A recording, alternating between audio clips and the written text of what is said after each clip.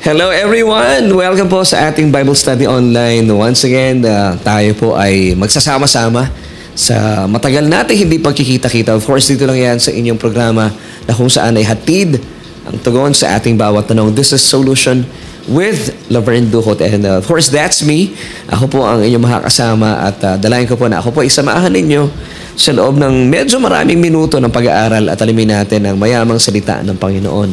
At maraming salamat po. Tayo ay binuksan ng isang napakagandang awiting mula sa 1998 Metro Pop Songwriting Music Festival. At napakinggan po natin ang grand prize winner na awiting inawit at isinulat para sa atin ni Mr. Junji Marcelo. Isa po sa mga awiting paborito ko, Tong Kanta Kong To. At ito pong song na ito ay may kinalaman sa ating mga pag-uusapan ngayong gabi pong ito. Muli po yan po ay Tong Kanta Kong To ay isunulat at inawit para sa atin ni Mr. Junji Marcelo at nagatid sa atin sa oras na 36 na minuto makalipas ang ikapito ng gabi. At ipagpaumanhin niyo po, medyo hindi maganda ang timplada na ating boses pero sa biyaya ng Panginoon tayo po magsasama-sama at pag-usapan natin ang mga sinasabi ng Biblia patungkol sa musika at ano ba yung mga dapat nating binabantayan na pinapakinggan. Of course, ito po yan sa ating Bible Study Online. Once again,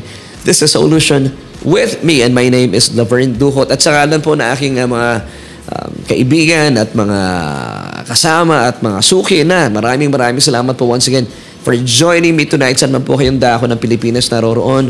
At syempre pa sa mga kaibigan natin sa labas ng Pilipinas, ay binabati ko po kayo mula po dito sa aming church studio. Isang mapagpalang umaga, tanghali, hanggang gabi. And of course, binabati natin lahat ng ating mga kababayan mula sa Luzon, Visayas, and Mindanao. Isang mapagpalang gabi po ang aming pong ipinapahatid sa inyo dahil tayo po ay napapanood every Tuesday night at 7:30. At ito pa mga nakalipas na Tuesdays, tayo po ay hindi napanood, hindi po tayo nagkaroon ng programa dahil nagkaroon po ng maintenance yung ating digital mixer. And thank you so much po sa mga nagtatanong at talaga namang miss na rin kagaya namin. Miss na po namin makasama kayo at mag-aaral. Pero bago po tayo magtuloy-tuloy sa ating mga pag-uusapan, gusto ko munang batiin ng belated happy birthday.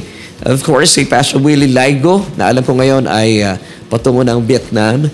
Maraming salamat Pastor Willie at siya po ay talagang kabalikat po natin sa ating gawain. And as a matter of fact, nakasama po natin sila ng kanyang ilan sa mga kapamilya. Tayo po ay kanilang dinalaw nito nakalipas na anniversary po na ating church. And speaking of our church, isa po sa mga churchmate natin nag-celebrate na naman ang kanyang birthday last Friday. Walang iba, binabati natin isang mapagpalat mabiyayang birthday, si Ate Jackie Alcantara. Happy birthday, Ate Jackie. At dalayan po namin na patuloy kayong maranasan ang nananaganang pagpapalat biyaya ng Panginoon. At syempre pa, hindi natin kakaligtaan ang birthday ng isa sa mga kaibigan natin at kapamilya natin sa Taytay, sa Gospel of Grace and Truth Christian Church, ang bunsong anak nila Ate Nika at Kuya Jason Encarnacion. Binabati natin, happy birthday kay bunso, kay Zacchaeus Encarnacion. Siya po ay 6 na taon na. And I believe nag-birthday siya last Saturday. Hindi ako nagkakamali ma. Happy birthday, Zach. At mula dito sa amin, ay bumabati kami sa iyo at patuloy kang maranasan mo ang biyaya ng Panginoon. And kaibigan sa mga nanonood po ngayon, maraming salamat po once again for joining us. Ang ganda po natin pag-uusapan dahil for the longest time, I think itong question na ito ay marami ng pagkakataon na hindi ko napagbigyan ang ilan sa mga kapatid nating musiko. Kaya naman kanina ay pinatugtog natin at meron po kinalaman kung ba't natin pinatugtog sa inyo yung song ni Mr. Junji Marcelo, ang Tong Kanta Kong To. Isa po yan sa mga paborito ko.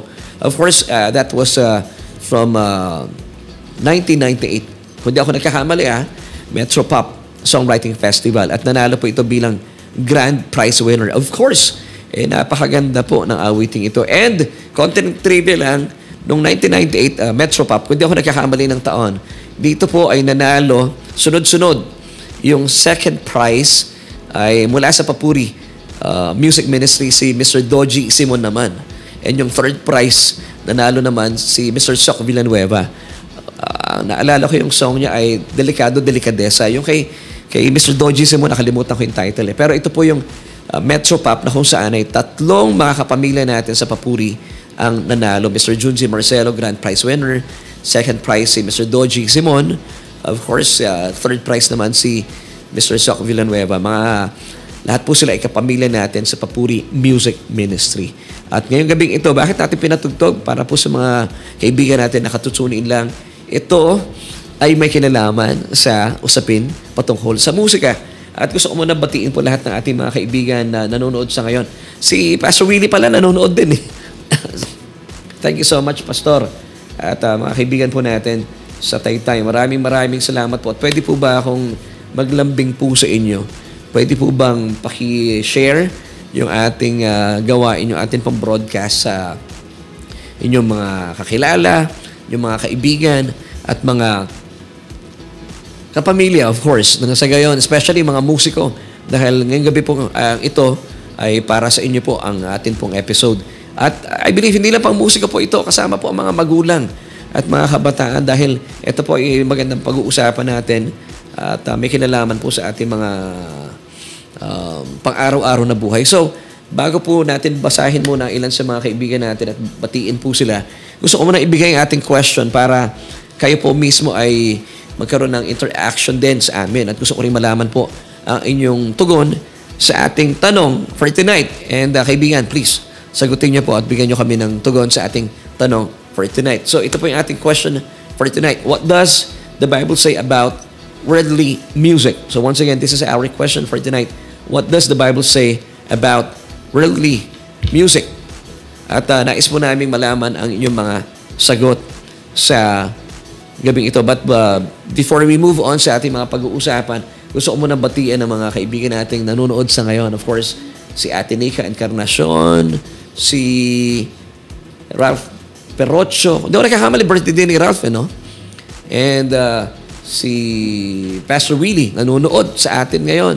So once again, Pastor, kayo ba yung nasa Vietnam na? Balitaan niyo po kami.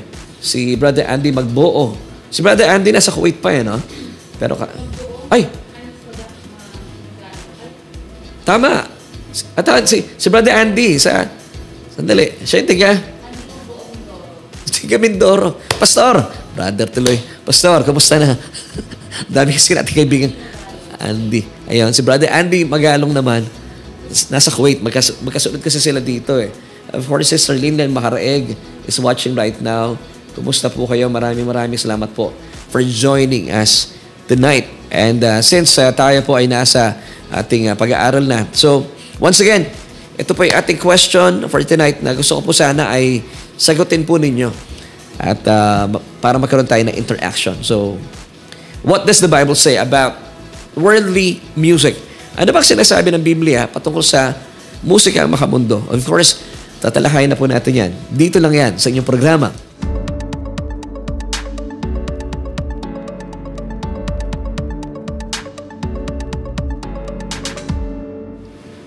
At muli po nagbabalik tayo dito yan sa ating programa. Ito nga po ang ating Bible Study Online Solution with Laverne Ducot kung saan ay atin pong inihahatid sa inyo ang tugon sa ating bawat tanong. So every Tuesday, meron po tayong napapanahon na question at maya-maya po ibibigay sa atin ng Panginoon yung tugon o yung solution. Ito po ay hango sa salita mismo ng Panginoon. So, naisin po natin, talakayin muna dahil naniniwala ako itong topic natin for tonight ay sadyang napapanahon. Actually, hindi lamang po ito para sa mga musiko. Ito po ay para din sa mga kabataan, kung kayo po ay may mga anak na kabataan, at para din sa mga magulang, kagaya ko. At para nagagabayan po natin ating mga anak. So kung kayo po ay ilan sa mga binanggit kong ito, actually, ito pong topic na to ay para sa lahat ng miyembro ng pamilya. Ika nga nakasabihan, hindi lang pang sports, pang pamilya pa.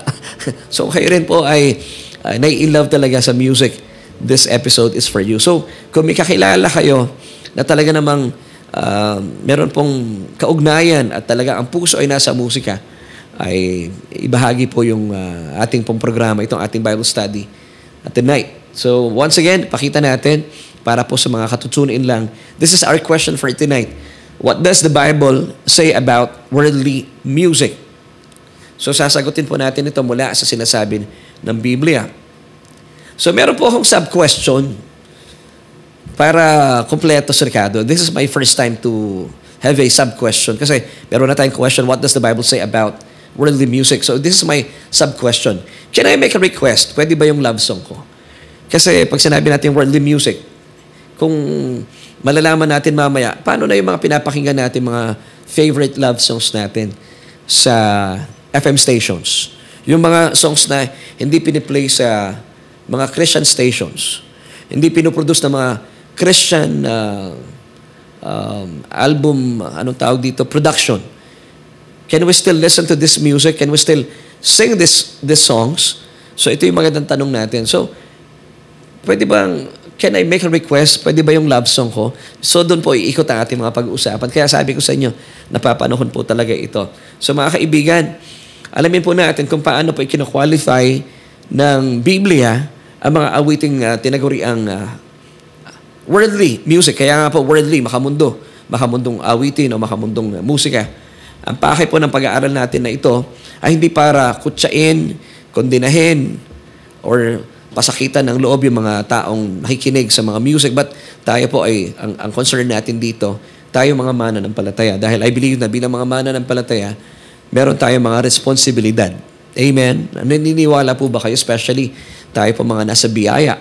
Lalo tigit nasa biyaya po tayo, dapat tayo po ay merong panuntunan, meron tayong guideline, meron tayong sinusunod, at meron tayong disiplina. Kasi ang akala ng ibang mga kasama natin sa pananampalataya o mga kabiyaya natin, nasa biyaya ka na eh.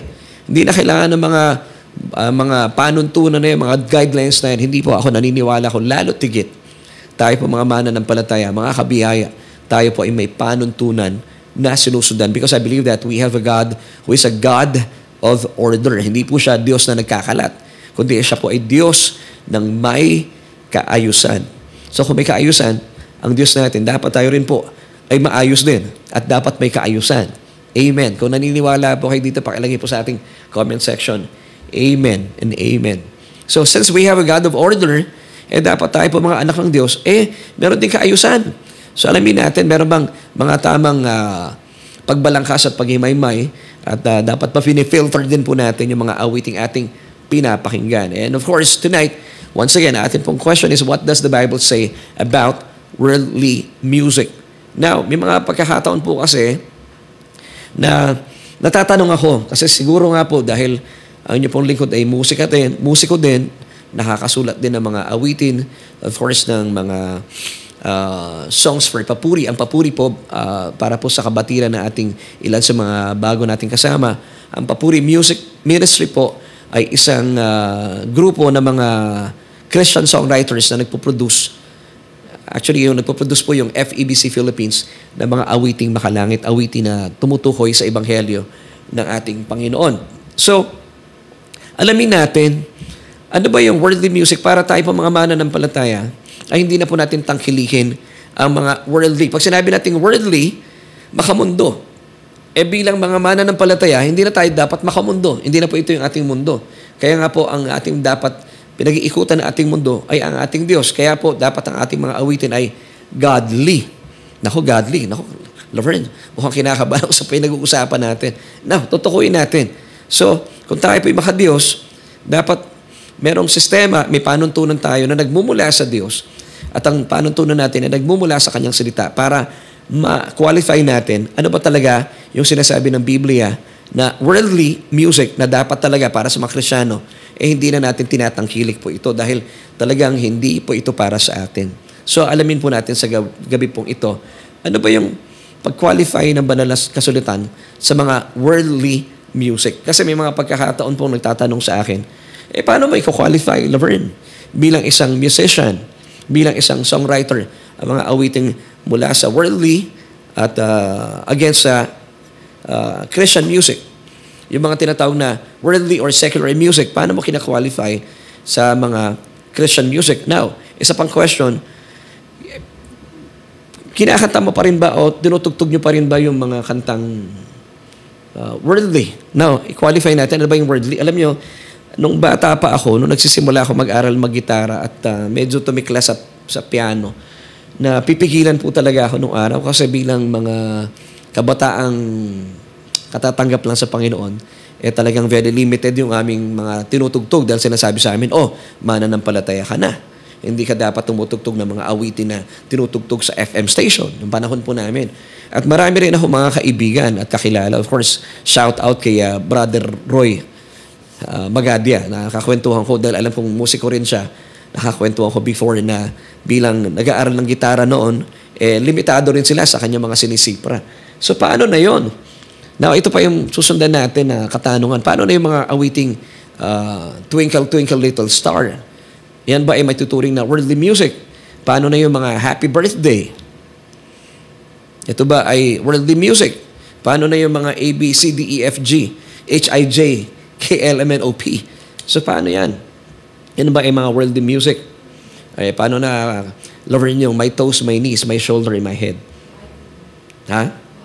Or Bahay Kubo, na paborito na aking may bahay. Yan po yung namin, yung love song namin dalawa, yan ang kinakanta niyo sa akin noong araw. So paano na yung mga songs natin? Ito po ba ay may tuturing na mga worldly music? Paano na yung mga favorite love songs natin? Ako, meron din akong favorite love song na piniplay nga po sa mga FM station. May tuturing po ba ng mga songs na ito na worldly music? Kasi ako rin may mga naisulat na mga kanta na piniplay din po until today sa ilang FM station. So paano na yan? Nagkakasala po ba ako bilang isang musiko? Kasi may nagsabi sa akin before, dapat Laverne, ang mga sinusulat mo lang ay para lang sa papuri music. Dapat hindi ka na sumusulat ng mga awitin para sa ilang mga secular artists. May mga nagsabi po sa akin ito before. So, alamin natin kung ano ba talaga yung sinasabi ng Biblia na worldly music. Now, para malaman natin kung ano yung worldly music, tukuyin muna natin ano ba yung sinasabi ng Biblia na worldly o makamundo. So, once again, let's go back to our question. What does the Bible say about worldly music? Pero para matukoy natin to, alamin muna natin ano ba yung worldly para malaman natin at ma-qualify natin ano yung mga worldly music. Now, suriin natin mula sa salita ng Panginoon. 1 John chapter 2 verse 15. Basahin po natin ang sinasabi ng talatang ito. Do not love the world or the things in the world. Malinaw, huwag daw po nating mahalin ang mundo o yung mga bagay na nasa mundong ito. If anyone loves the world, the love of the Father is not in him. Now, sa konteksto nung talatang ito, ang susunod nating tanong, what are the things na narito sa mundong ito na dapat po na hindi natin mahalin bilang mga mananampalataya? Well, good thing, meron pong sagot mismo ang Biblia. It's found in the preceding verse, which is verse 16. Still, basahin natin. 1 John chapter 2, verse 16, this time. For all that is in the world, ito na, binanggit na po yung mga bagay ng mundong ito, yung mga elemento ng mundong ito. Number 1, the lust of the flesh, the lust of the eyes, and the pride of life. Yung the lust of the flesh sa Tagalog ay mga pagnanasa ng laman or pita ng laman. The lust of the eyes sa kalawa, yung mga pagnanasa ng mata. At pangatlo, yung pagmamayabang ng sarili o pagmamataas o pagmamalaki ng ating mga sarili. And is not of the Father but is of the world. So, ang mga bagay daw pong ito, yung mga elementong ito, itong mga makamundong elementong ito, the lust of the eyes, the lust of the flesh, and the pride of life, hindi raw po ito para sa Ama. Ito po ay binibigay o nilalaan ng mundong ito. Of course, sino po ba ang hari ng mundong ito? Sino may hawak ng mundong ito? Ito po ay nasa ilalim ng pangangalaga. Actually, hindi nga pangangalaga eh. Ito po ay nasa ilalim ng pagsisira ng kalaban, of course, ng diablo. Kailan nangyari yun? Doon nagkasala po si Adan. Ibinigay po niya pamamahala, in essence, sa diablo. Kaya po ang mundong ito ay papadilim ng papadilim. At ang kabutihan na lang po, tayo po bilang mga mananampalataya. Buti na lang, kahit po bumabagsak ang mundong ito, tayo po ay nasa mga kamay na ating Diyos Ama at nasa pag-iingat na ating Panginoon Hesukristo. At tayo po ay balot na balot ng presensya ng banal na Espiritu. So, ibig sabihin, mga kapatid, ay nakita natin yung tatlong modus operandi ng kalaban na sadyang noon pa man, hindi naman po nagpapalit o nag-iiba po ng sistema ang kalaban. Ito pa rin po yung modus operandi o method of procedure ng diablo, which is still things na effective and powerful laban po sa mga tao. Kasi umuubra talaga yung tatlong bagay na ito, the lust of the flesh, pagnanasa ng laman, the lust of the eyes, pagnanasa ng mata, and the pride of life, yung pagmamalaki ng sarili. Now, alam niyo kanino lamang po hindi ito nagtagumpay? Sa Panginoon Hesukristo, kasi ito po yung ginagamit ng kalaban noong araw, sa panahon po ni Adan at saka ni Eva, at ginamit niya po ito sa Panginoon Hesukristo, pero hindi siya nagtagumpay. Up till this time, ginagamit po ito ng kalaban. Hindi po siya nagpapalit ng sistema. Hindi nagpapalit ang kalaban ng kanyang modus operandi. Ito pa rin po ang kanyang pamamalakad para siluin ang mga tao at nagtatagumpay naman po siya pangkaraniwan. Now, balikan po natin ang kasaysayan sa panahon nila Adan at saka ni Eva. In Genesis chapter 3, verse 6, bilang patunay na ito na po yung elemento o yung mga sangkap na ginagamit ng kalaban para ang tao po ay bumagsak. So when the woman saw that the tree was good for food, so nakita niya meron na pong pagnanasa ng laman, that it was pleasant to the eyes. That's the last of the eyes naman. So yung first part po ng verse 6, pinapakita dito yung the last of the flesh. And yung second part, the last of the eyes. And sa pagpapatuloy, and a tree desirable to make one wise. That's the pride of life. See? Dito po bumagsak ang unang tao. Kaya po, nung bumagsak si Adan, nadamay ang buong sangkatauhan. Dahil po sa kanyang kasalanan, namana po natin ang kasalanan ni Adan. Kaya po, ang lahat ng tao na isinilang ay makasalanan. Romans chapter 5, verse 12. So, kagaya po ng sinabi ko kanina, hindi po nagbabago ng sistema ang kalaban. Ito pa rin po yung kanyang method of procedure para pabagsakin at siluin ng tao. At ito rin po ay ginamit niya sa Panginoong Hesukristo in Matthew chapter 4. Pero ang masakit dito, sa bahagi ng dyablo, hindi siya nagtagumpay. Now, kung babasahin po natin ang mga talatang ito, narito pa rin po, buhay na buhay, yung tatlong elemento, the lust of the flesh, the lust of the eyes, and the pride of life. Now, kung makikita natin dito, ay katatapos ng mag-ayuno ng Panginoon, 40 days and 40 nights, pero sa kabila po ng kanyang kagutuman, hindi nagtagumpay ang dyablo sa kanya. Kung ikukumpara natin ang Panginoong Hesukristo kay Adan at kay Eva, na sila po doon sa Garden of Eden ay busog na busog. At talaga namang everything were available to them, pero despite the fact na available po ang lahat sa kanila, sila po ay well provided ng Diyos, pero bumagsak pa rin sila sa kasalanan.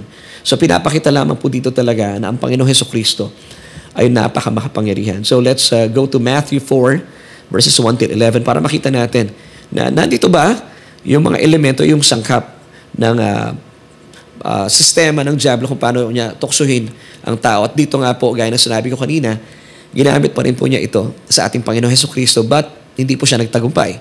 Then Jesus was led up by the Spirit into the wilderness to be tempted by the devil. And when he had fasted 40 days and 40 nights, afterward he was hungry. So dito, gutom na siya. Of course, he fasted for 40 days and 40 nights, pero hindi nagtagumpay ang dyablo. Now, when the tempter came to Jesus, he said, sabi ng tempter, "If you are the Son of God, command that these stones become bread." And then sabi ni Jesus, "It is written, man shall not live by bread alone, but by every word that proceeds from the mouth of God." So dito, pinapakita na, in-offer niya na kalaban yung the lust of the flesh. Pero sabi ni Jesus, man shall not live by bread alone, but by every word that proceeds from the mouth of God. Then, verse 5, the devil took him up into the holy city, set him on the pinnacle of the temple. Dito na nagsisimula yung the lust of the eyes, and said to him, "If you are the Son of God, throw yourself down, for it is written, he shall give his angels charge over you, and in their hands they shall bear up, lest you dash your foot against a stone." Verse 7, Jesus said to him, "It is written, you shall not tempt the Lord your God." Amen. Verse 8, again the devil took him up on an exceedingly high mountain and showed him all the kingdoms of the world and their glory. So this is now the pride of life. Verse 9, and the devil said to him, "All these things I will give you if you will fall down and worship me." Now, ano pong sabi ni Jesus? Verse 10, "Away with you, Satan, for it is written, you shall worship the Lord your God, and him only you shall serve." And then verse 11, then the devil left him, and behold, angels came and ministered to him. So, dito po makikita natin, really, it's important for us believers na alam natin ang Biblia. Alam natin kung ano yung ating katayuan bilang mga anak ng Diyos. At kapag alam natin yung ating katayuan bilang anak ng Diyos, hindi na tayo hindi na magtatagumpay ang kalaban-laban sa atin. Kahit po ipukol niya lahat ng mga makamundong bagay sa atin, lust of the flesh, lust of the eyes, and the pride of life. Alam nyo, at the end of the day, ang kalaban po, talagang iiwanan ka. Sasabihin niya, naku po, wala akong mapapala sa taong to, wala akong mapapala sa Kristiyanong to. Alam niya ang kanyang katayuan bilang anak ng Diyos. Alam ng Panginoon ang kanyang katayuan eh. Amen and amen. So see, mga kapatid, gaya pa na sabi ko kanina, hindi po nagbabago ng modus operandi ang kalaban until this time. So ano po yung elemento ng pagiging makamundo? Number 1, meron pong elemento ng lust of the flesh or yung pagnanasa ng laman. Number 2, lust of the eyes, pagnanasa ng mga mata. And number 3, the pride of life o yung pagmamalaki ng sarili. So, yan po yung last, ito po ang mga last na ito ay ibinibigay o sangkap ng mundo. Now, alamin natin, mga kapatid, ilapat natin ang mga sangkap na ito para malaman natin ano yung sangkap na meron yung worldly music. O simple lang. Ilagay po natin, the elements of a worldly music. E ganun din po yun. Basahin natin ang 1 John 2:16 till 17. For all that is in the world, the lust of the flesh, the lust of the eyes, and the pride of life is not of the Father, but is of the world. Verse 17. And the world is passing away, and the lust of it, but he who does the will of God abides forever. So, ano po yung mga elemento? Meron ba tayo dyan, kuya, yung mga elemento ng worldly music? Pakita nga natin. So, kung ilalapat natin, na-define na natin kanina kung ano ibig sabihin ng worldly. So, ilapat natin, ito yung mga worldly music. Dapat, merong mga elemento ng lust of the flesh. That's number 1. Number 2, merong elemento ng lust of the eyes. Number 3, lust of the pride of life. So, paano yung mga A, B, C, D, E, F, G? Hindi po ano yan. Hindi yan considered na worldly music. Educational music yan. Amen. Pati po yung happy birthday. Paano doon, lover, wala si Jesus? Ano po yan, mga pagbati lang natin. Pero para sa akin, worldly music, alam niyo kung ano? Huwag po kayo magugulat yung Santa Claus is coming to town. Una sa lahat, wala namang tinutukoy yung Biblia na Santa Claus. Yan po ay kasinungalingan. Kasi si Santa Claus magbibigay daw ng regalo pag mabait ka. Hindi po gano'n ang biyaya. Talagang opposite po yan sa sinasabi ng Biblia. So mga magulang, kasi kami nung araw talaga naman, pag Pasko, na biktima rin kami ng mga magulang namin. Paggising namin, may nakasampay kami mga medyas. Buti na lang, hindi na ginagawa ng mga nanay nito. Dahil pinaniwala kami nung araw na si Santa Claus, basta mabait kami, bibigyan kaming regalo. Pero hindi nawawala kay Santa Claus nung araw yung apple. Talaga naman. So, hindi din, may tuturing kong worldly music ang Santa Claus is coming to town. Kasi makamundo si Santa Claus, hindi po galing sa Diyos yan. Galing sa kalaban ng Diyos. Amen and amen. So, kapag ang isang kanta po, once again, nagtataglay ng isa sa mga elemento binanggit natin kanina, pagnanasa ng laman, pagnanasa ng mga mata, pagmamalaki ng sarili. Mayroon ka lang matagpuan sa awitin na marahil kinakanta mo o paborito mo. Maganda ho. Itsapuera na natin. Pero alam mo, sa panahon ngayon, yung mga songs na available sa YouTube, sa lahat ng mga, actually, mga sikat na kanta, yung tatlong elemento nandun talaga pangkaraniwan eh. So ito po ay tuturing ng Biblia, hindi po galing sa akin ito galing sa salita ng Panginoon. Ito po yung mga worldly music, yung mga happy birthday, hindi po masama yan. Hindi po yan worldly music. Now, mamaya po sasagutin natin na, can I make a request? Pwede ba yung love song ko? Alamin natin mamaya yan. So, bakit natin sinasabi na kapag available yung 3 elements, yung lust of the flesh, lust of the eyes, and the pride of life. Kasi ito po yung ino-offer ng mundo. Ito yung ino-offer ng kalaban. Nakita niyo po, ito po yung ino-offer ng kalaban kay Adan at actually kay Eva. Si Eva ang tumanggap at tinanggap din ni Adan. Sa panahon ni Jesus, yun din po ang binibigyan ng kalaban. Pero hindi siya nagtagumpay kay Eva at kay Adan, nagtagumpay siya. So sa panahon po natin sa ngayon, kung tuso po ang kalaban, dapat mas wais tayo because we have the mind of Christ. So bilang mga musiko, especially kung kayo po ay nasa praise and worship, dapat alam po natin ang ating mga musikang tinutugtog at kinakanta. Talagang medyo pag mananampalataya ka, may gawin na natin sinasabi ng iba may sacrifice. Pero para sa akin, hindi na sacrifice yun. Ayokong kantahin yung kanta ng kalaban Ayokong kantahin o tugtugin yung kanta ng Diablo. Kasi mentras tinutugtog mo yan, Kristyano ka, ina-advertise natin yung kanta ng kalaban. Sumisikat tuloy. So, it's up to you mga kapatid. I'm just giving you itong mga katotohanan ito. So, kaya po ituturing na Biblia na ito po ay worldly kasi hindi nga po siya godly. Hindi nakatutok sa Panginoon at sa kanyang mga tinapos na gawa sa krus ng Kalbaryo. Kaya po ang paalala sa atin ng mga binasa natin kanina. Punta tayo sa Romans chapter 12 verses 1 till 2. Kuya, bigyan natin to. Sabi ng talatang ito, and do not be conformed to this world. Ang mundo po, gusto nila ang worldly music. Of course, worldly sila eh. But tayo mga mananampalataya, hindi na tayo nabubuhay sa mundong ito because we are no longer citizens of this world. Amen. So once again, sabi ng talata, and do not be conformed to this world, but be transformed by the renewing of your mind. How? Kailan po nagkakaroon ng metamorpho, renewing of the mind? Kapag tayo po ay nagba-Bible study like now. Amen. That you may prove what is that good and acceptable and the perfect will of God. Amen and amen. Now, bigay ko po sa inyo ang Colossians 3, verses 1 till 2. If then you were raised with Christ, seek those things which are above, where Christ is, sitting at the right hand of God. So tayo po bilang mga mananampalataya, ang consciousness natin, hindi na tayo talaga dapat nalululong sa mga makamundong bagay because we are no longer citizens of this world. Muli po sabi nung verse 1. Then, let's go to verse 2, still with Colossians chapter 3. Set your mind on things above. Amen. And not on things on the earth. So bilang mga mananampalataya, ito dapat yung posture natin. Nakatingin tayo sa mga bagay, hindi po na ino-offer ng mundong ito. We must set our mind on things up above. Amen. Kasi yun po may kabuluhan.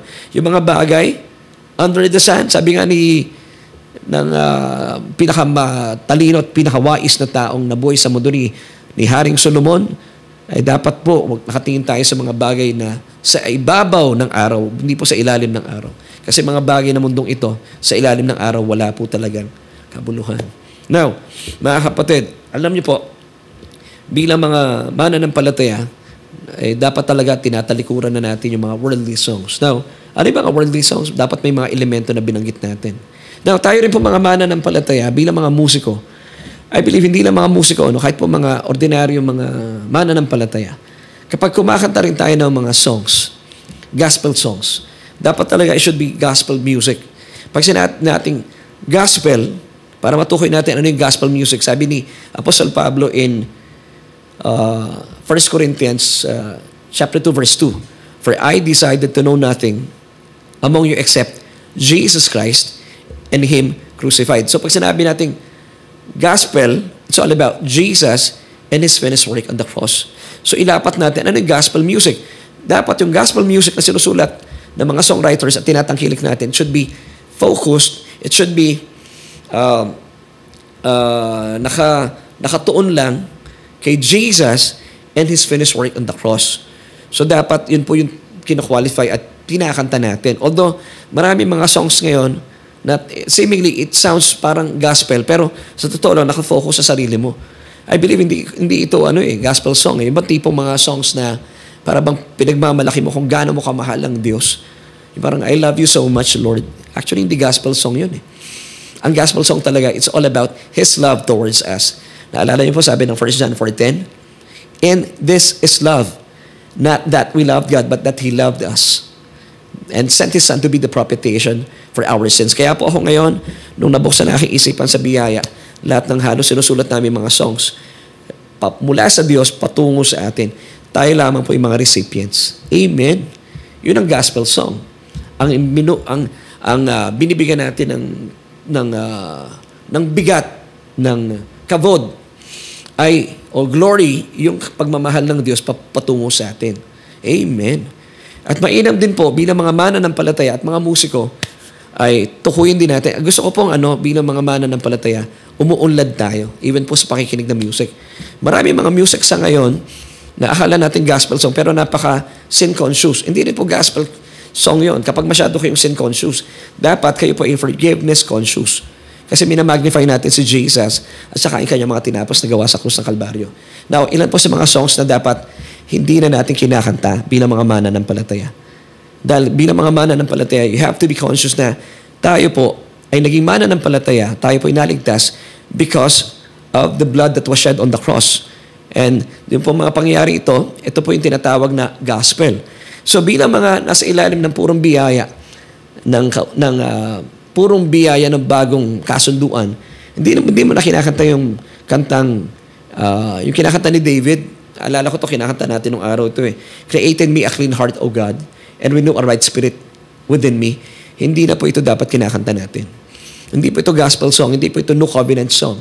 Because as a believer, as a born-again Christian, renewed na po yung ating spirit when we receive Christ as our Lord and personal Savior. Hindi po, pag nagkakamali ka, nire-renew yung sarili mo, born again ka na. Ay, ibig sabihin, hindi na po, yung spirit mo, hindi na nagkakaroon ng renewal. Isang beses lang po ito nagkaroon ng kapanganakang muli. Amen.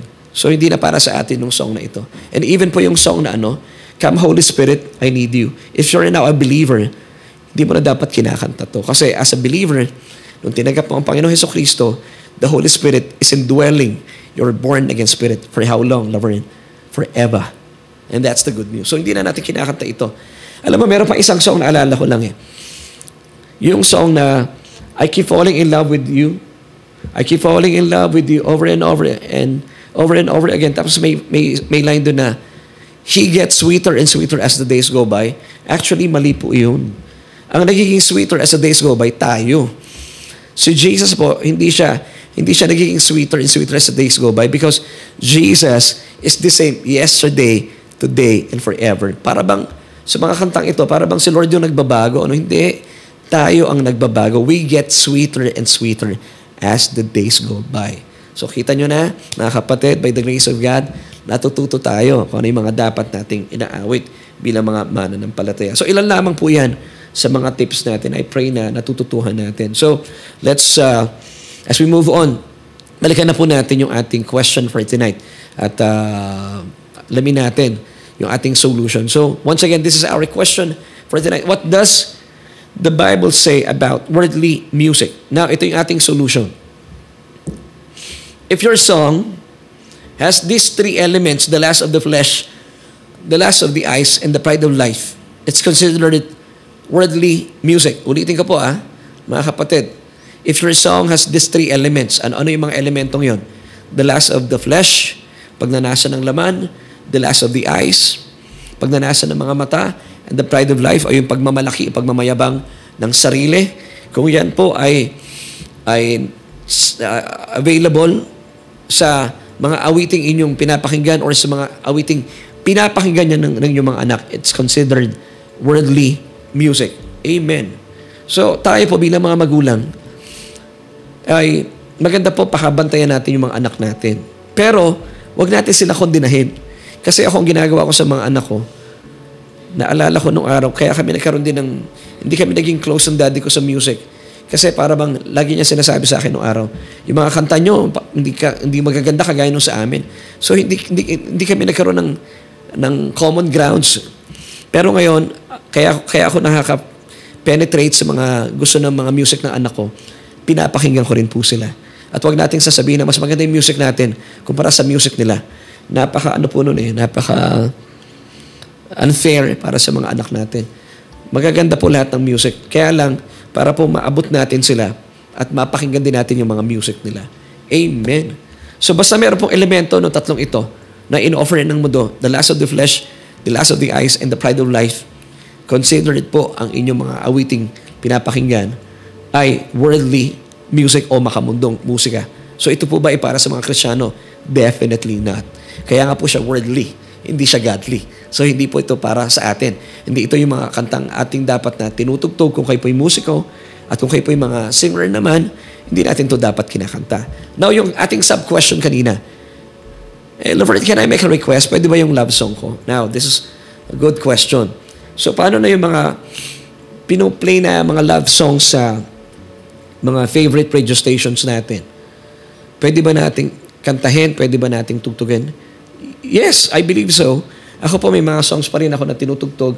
Meron ako mga songs na piniplay sa misis ko. Every now and then, hinaharaan ako siya. Ginigitarahan ko siya. Now, ano lang po ang gagawin natin? Dapat suriin natin. Dapat malinis yung letra.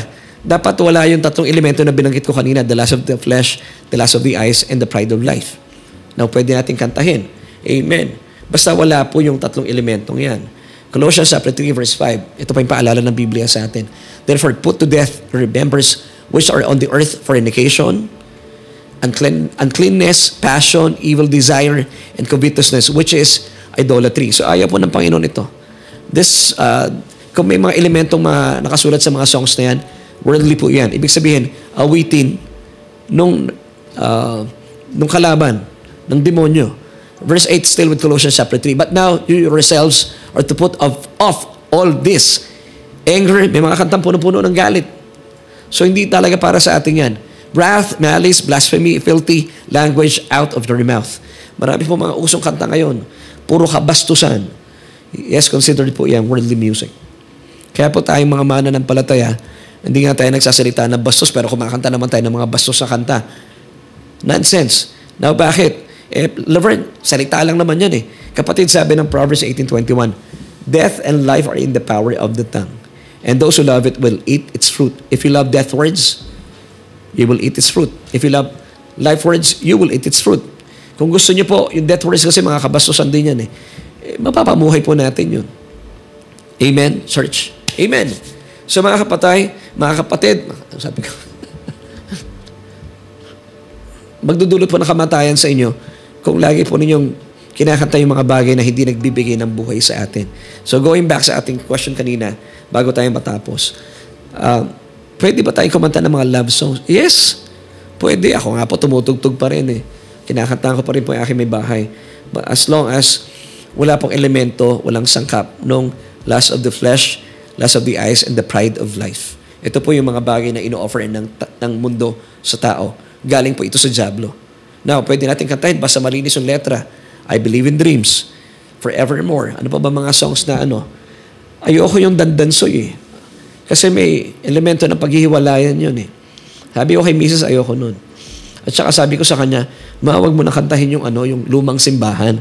Kasi may elemento ng patayan doon. Yung dalawang magsing-irog nagpatayan eh. So, hindi magandang song yun. Amen. So mga kapatid, I pray na kayo po ay napagpala sa ating mga pinag-usapan. So mga kaibigan, pwede ba nating tugtugin yung mga kantang piniplay sa FM stations? Pwede. Basta malinis pa yung letra at nagbibigay po ng kaluguran sa sarili mo at nagbibigay po ng karangalan sa Panginoong Jesus. At wala po itong mga bahid ng makamundong elemento at wala rin pong kabastusan. Ito po ay maaari nating kantahin hanggang sa panahon natin bilang mga mananampalataya sa panahon natin sa ngayon. So kaibigan, maraming salamat for joining me sa ating Bible study. Pero hindi pa po tapos sa ating Bible study. And gusto ko pong, kaibigan, imbitahan po kayo. Kung kayo po ay wala pang relasyon sa Panginoon, napakasarap po na merong relasyon sa Panginoon. Hindi po corny, hindi boring na maging mananampalataya. Actually, mas masaya maging mananampalataya. Kasi meron pong ino-offer ang Panginoong Jesus na buhay na ganap at kasiyasiya. Now, sabi po ng Romans chapter 10 verse 9 that if you confess with your mouth the Lord Jesus Christ and believe in hearts that He was raised from the dead, you shall be saved. Amen. So all you have to do, just pray this prayer with me. Sasabayan ko po kayo. Sabayan niyo po ako, buksan niyo inyong mga labi at buksan din ang inyong mga puso at tanggapin ang ating Panginoong Jesus bilang inyong Panginoon at tagapagligtas. Let's pray. Sabihin niyo po ito.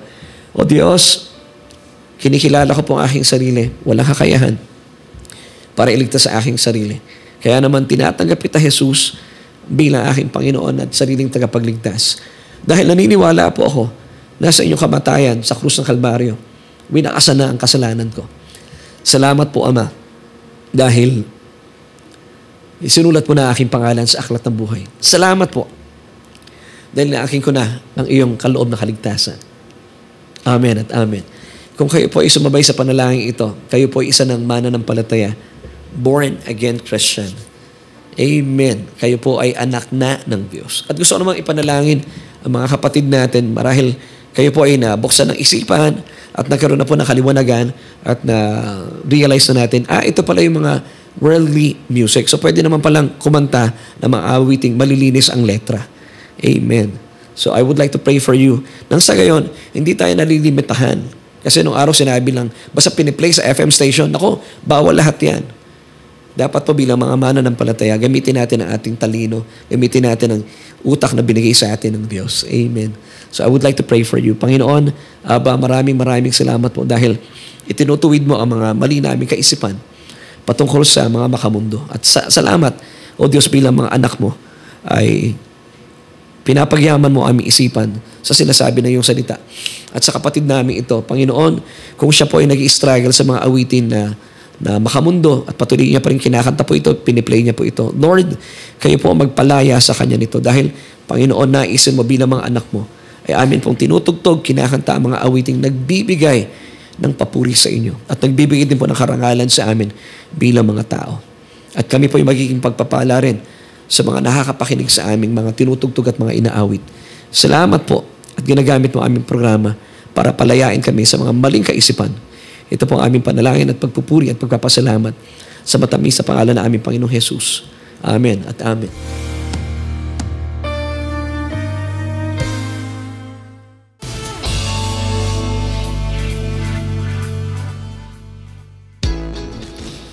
Well, kaibigan, maraming salamat po. At tayo po ay nasa huling bahagi na ating programa.